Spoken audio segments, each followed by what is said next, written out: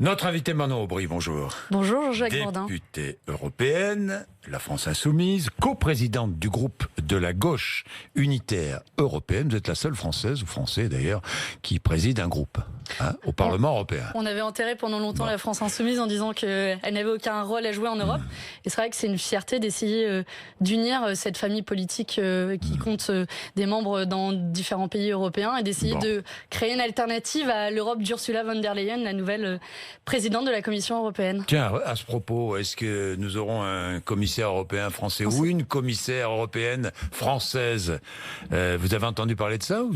C'est une obligation, chaque pays a un commissaire, on sait toujours Florence pas. Parly, nous dit-on, ministre de la Défense aujourd'hui. Il y a plusieurs bruits qui Vous circulent. Vous avez entendu J'ai entendu Laurence Parly, on entend... Florence Parly. Florence Parly, pardon. Oui. On ne sait pas encore. D'ailleurs, la France est un des seuls pays pour lesquels on n'a pas encore le nom de manière définitive pour la future Commission européenne. On sait aussi que la France aura probablement Christine Lagarde à la tête de la Banque Centrale Européenne. On l'auditionne d'ailleurs dès la semaine prochaine au Parlement européen. Vous êtes satisfaite qu'une Française dirige la BCE? Vous savez, c'est pas la nationalité qui compte. Moi, j'aurais préféré que ce soit n'importe qui de n'importe quelle autre nationalité, mais qui dessine une politique monétaire en faveur des peuples européens. Et je crois que Christine Lagarde a été très bonne dans les mots à la tête du Fonds monétaire international, mais a fait la démonstration ces dernières années que la politique menée par le FMI n'était pas en faveur d'une politique de relance économique, plutôt étranglée à la gorge un certain nombre de pays, notamment de pays en développement, en leur demandant des sacrifices en termes fiscaux, par exemple. Donc voilà, à suivre. Mais on sera, je pense, demain les premiers opposants à la politique monétaire européenne. C'est important, la monnaie, parce que ça paraît super loin, mais la monnaie, ça sert aussi à reprendre le contrôle politique sur la monnaie pour investir, par exemple, dans la transition écologique.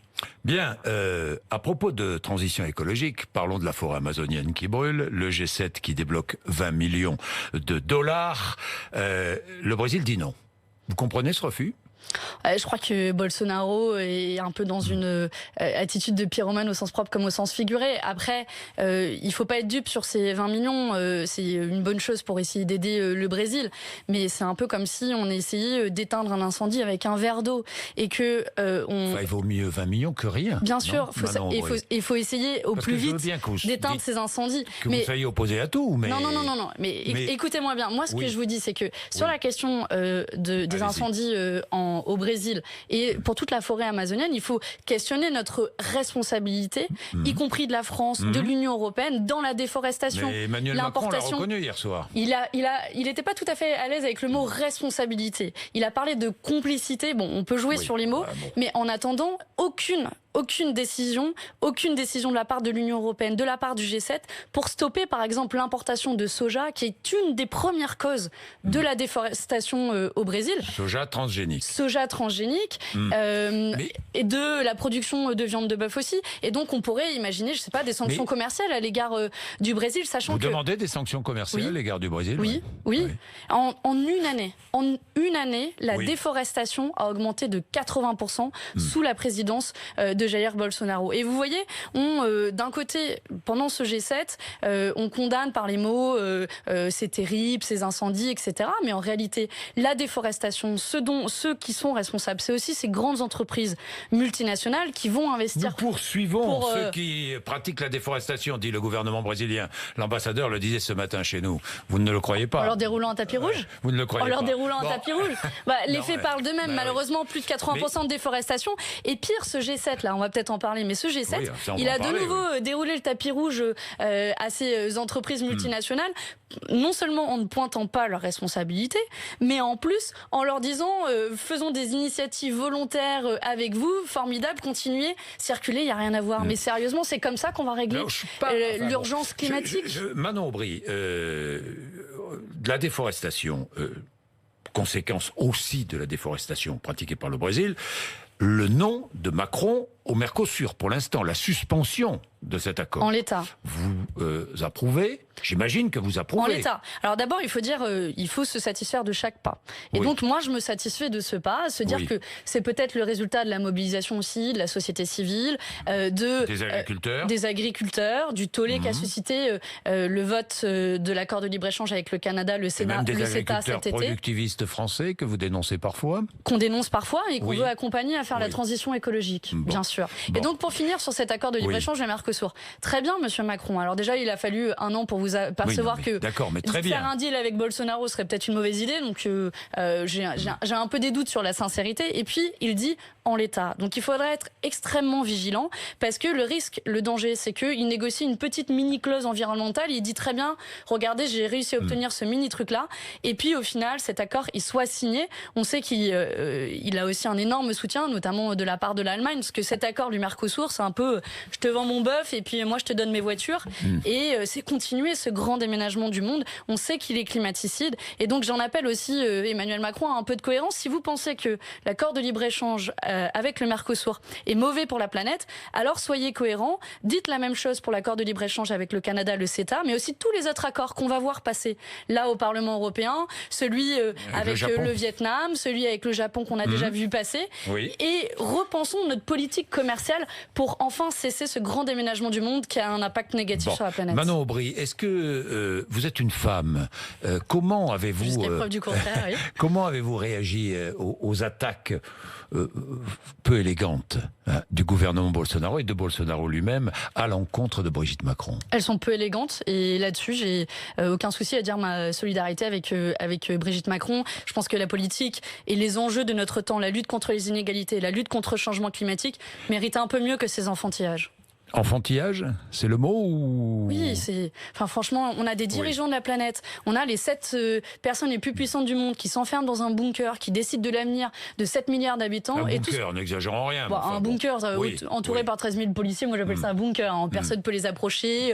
On enferme les observateurs des droits de l'homme qui sont là pour suivre la manière dont ça se déroule. Moi j'appelle ça bunker. On les arrête.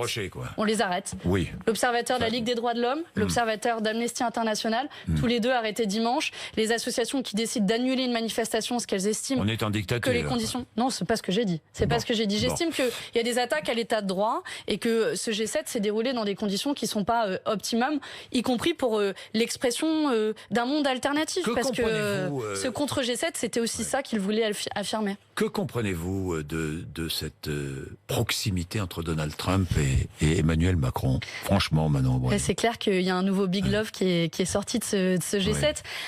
Tout le monde a essayé de se caresser dans le sens du poil et moi, ce que j'en comprends, c'est les résultats politiques. Et quand on regarde de très près, d'ailleurs, moi j'entends tous les éditorialistes politiques qui nous disent depuis hier, formidable victoire de Macron à ce G7.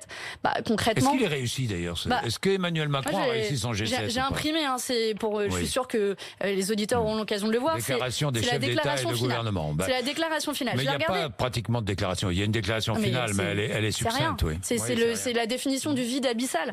Le thème officiel de ce G7, c'était la lutte contre les inégalités. Rien. Aucun résultat. Le mot n'y est pas. L'urgence climatique, on en parle beaucoup ces derniers jours, pas une seule fois le mot climat, pas de remise en cause des accords de libre-échange et au contraire, ils accélèrent le libre-échange, ils nous disent le G7 est attaché à un commerce mondial ouvert et juste et à la stabilité de l'économie mondiale. Bref, continuez comme avant, il n'y a rien à voir. Aucune décision. Et donc on nous dit ce G7 est formidable. Et sur l'Iran, par exemple, il y a des avancées. Vous êtes d'accord? Sur l'Iran, le fait qu'il y a un dialogue qui se réengage... Emmanuel Macron a eu raison de faire venir le ministre iranien. Il a raison d'engager un dialogue. Il a raison d'engager un dialogue. De se poser comme celui qui va faciliter peut-être... Il a raison d'engager un dialogue entre Téhéran moi, et Washington. Ce qui m'inquiète, c'est qu'il a ouvert la porte à un nouvel accord. Il a ouvert la porte à un nouvel accord et ça, c'est donner raison à Donald Trump parce que c'est remettre en cause l'accord de 2015 qui prévoit la dénucléarisation de l'Iran. Et ça m'inquiète. On va voir ce que vont donner les prochains mois, les prochaines années de négociation. Les participants du G7 ont réaffirmé leur opposition à l'arme nucléaire iranienne. Évidemment que tout le monde y est opposé. Mais Oui. si on ouvre la porte à un nouvel accord, alors même que l'agence internationale reconnaît que l'Iran respecte Mais est-ce que vous ne ses trouvez pas que la responsabilités en la France matière. a retrouvé sa place dans ce qu'on appelle le concert international? J'aime pas trop ce mot, mais franchement, C'est à quoi l'occasion de ce G7, c'est est-ce quoi qu'Emmanuel Macron a réussi son G7? Moi, je vous le dis, non. D'un point de Non. vue politique, des faits. Mais je vous demande, Jean-Jacques Bourdin, Ah, moi, concrètement, je ne vais pas me prononcer. non, je mais dis tout quelle de suite, décision, non, de c'est manière pas mon objective, rôle. quelle décision Mais politique même ressort? Est-ce qu'on met fin aux 100 milliards de subventions aux énergies fossiles qui polluent la planète? Non. Est-ce qu'on met fin aux accords de libre-échange qui organisent le grand déménagement du monde? Non. Est-ce qu'on met en place un grand projet de lutte contre les inégalités au niveau international en dénonçant y compris les politiques fiscales régressives comme en France? Si vous voulez, ils se sont attaqués aux problèmes qu'ils ont eux-mêmes causés. C'est un petit peu comme comme si on avait demandé à Monsanto de s'occuper de la lutte contre les pesticides. Et donc, le résultat politique, il est vide, il est néant. Moi, j'aimerais vous dire que super, ce G7 a pris des décisions pour l'avenir du monde. Que ces 7-là, pour l'avenir des 7 milliards d'habitants, pour nos enfants, pour la planète, pour le climat, eh bien oui, il y a des décisions ambitieuses qui sont prises. Mais je crois que ça a fait la démonstration du fait que le G7 soit pas le cadre pertinent. Est-ce que la France peut toute seule imposer ses choix en Europe, dans le monde?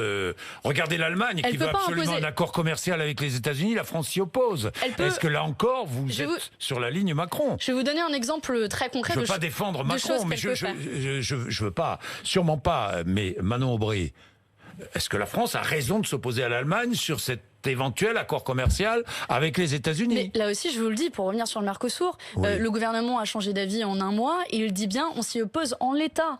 Donc moi, je sais que les négociations avec le Mercosur vont durer un certain temps et on verra si à la fin il s'y oppose véritablement. Et puis, qu'est-ce que peut faire la France toute seule? Je vais vous donner un seul exemple. Voilà. Un seul exemple. Voilà. Sur la fiscalité. C'est ce que je vous disais. Sur la fiscalité. Que pouvez-vous faire tout seul? Je vous donne un exemple. Que peut-on faire tout seul? Sur la fiscalité, oui. on nous dit, oui. ok, formidable, on abandonne la taxe GAFA, au passage quand même, et puis on l'abandonne à un hypothétique accord au niveau international, quand même. Au niveau de l'OCDE. Au niveau de l'OCDE, oui. Et puis si jamais la taxe est inférieure, eh bien on vous rembourse. C'est-à-dire que Emmanuel Macron a déjà prévu de rembourser les entreprises, sous-entendu, la taxe va être encore plus faible. Si. Il y a des chances que la taxe soit encore plus faible, alors qu'elle est déjà extrêmement dérisoire. Et donc, que peut faire la France pour finir là-dessus?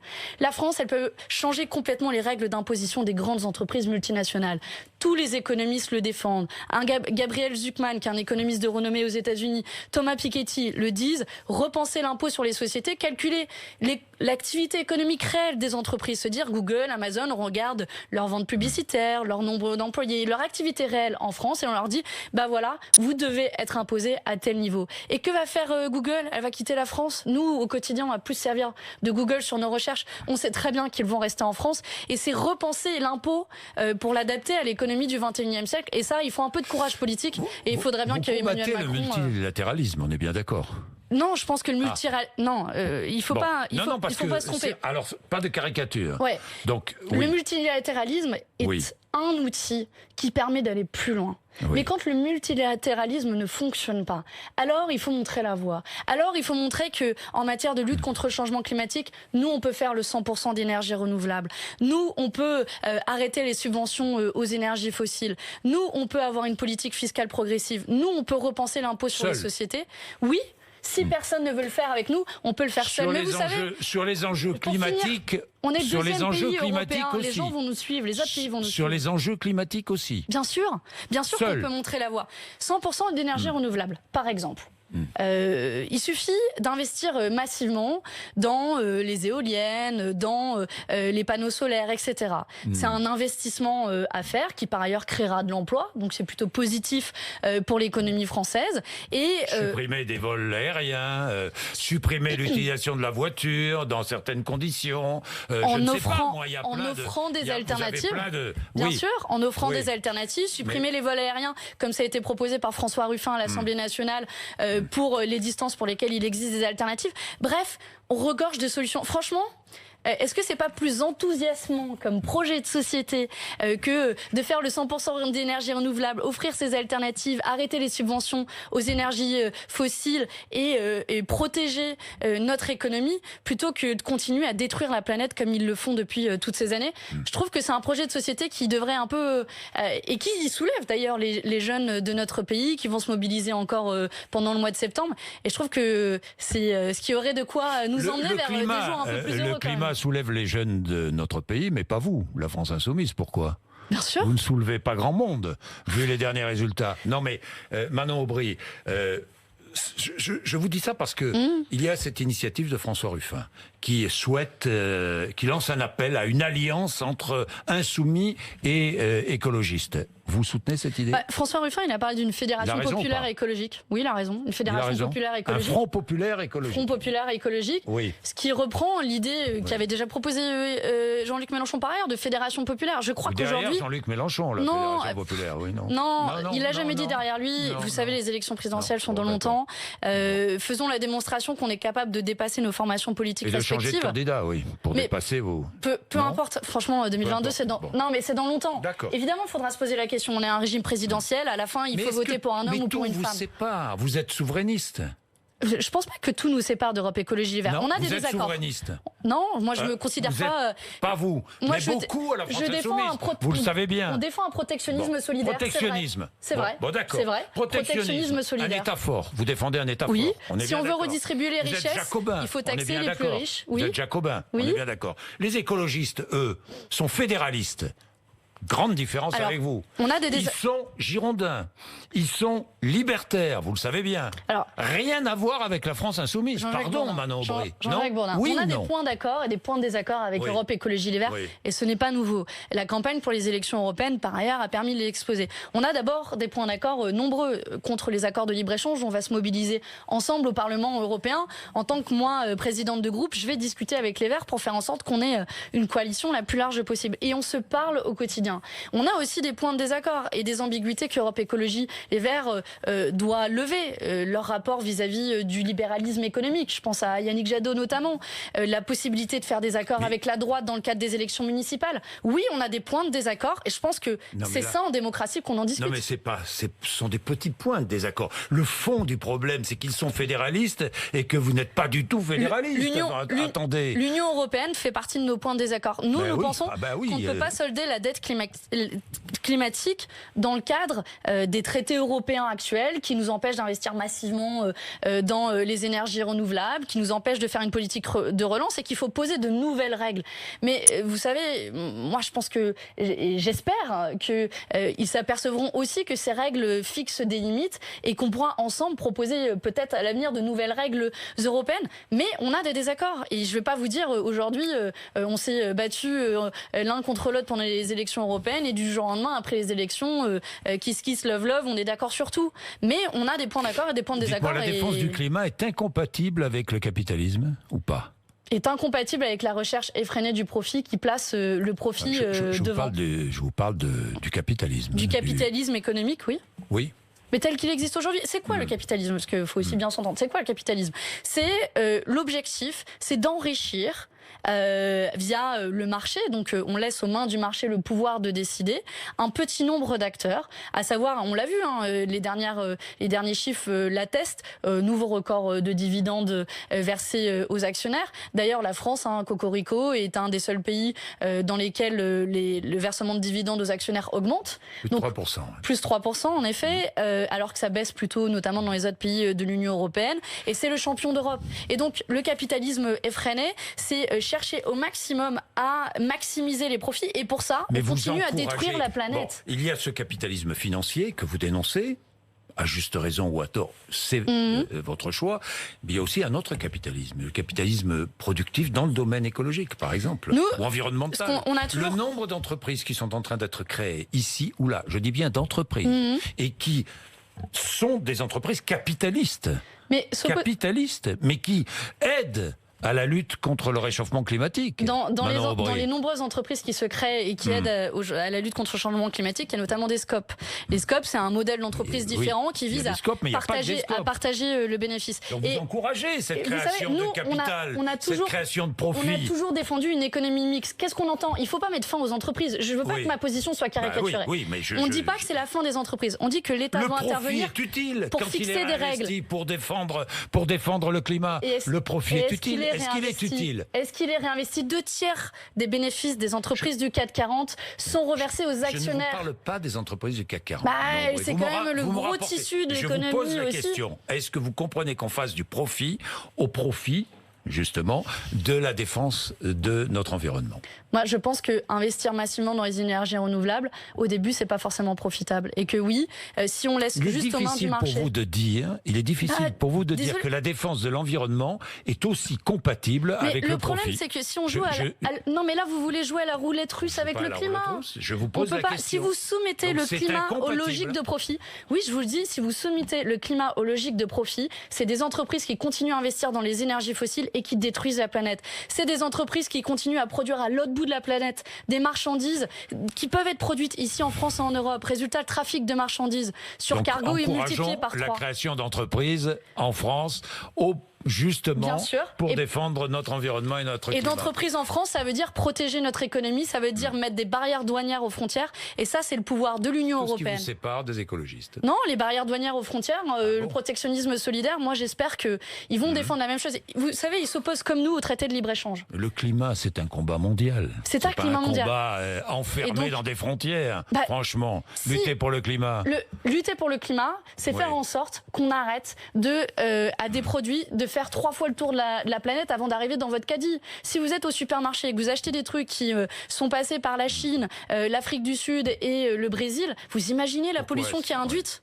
Moi, je préfère que j'achète des fraises qui ont été produites juste à côté de chez moi. Pour ça, il faut réorienter la politique agricole commune. Je préfère acheter des produits qui ont été faits made in France. Ouais, j'assume. J'assume parce que je pense que c'est la seule manière aujourd'hui, avec la relocalisation de la production, de protéger notre planète, parce qu'il y a urgence. Et les scientifiques l'ont redit cet été. Il y a eu un nouveau rapport des experts des Nations Unies.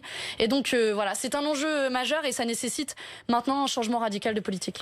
8h55, merci Manon Aubry. Merci. RMC et BFM TV.